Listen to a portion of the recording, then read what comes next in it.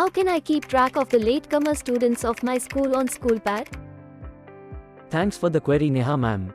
I will show you how you can keep track of latecomers on SchoolPad. To track the latecomers, we have an option in SchoolPad where you can create a custom attendance type with the name of latecomer. For marking the attendance, from the menu option look up search for Take Attendance.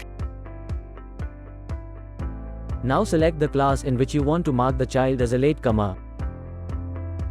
Select the date of attendance and then click on Show List. From the drop-down list in front of student's name, select Attendance Type as Latecomer, and then click on Save button.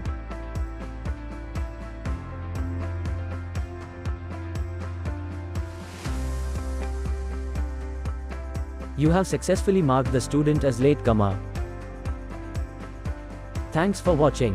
Have a great day.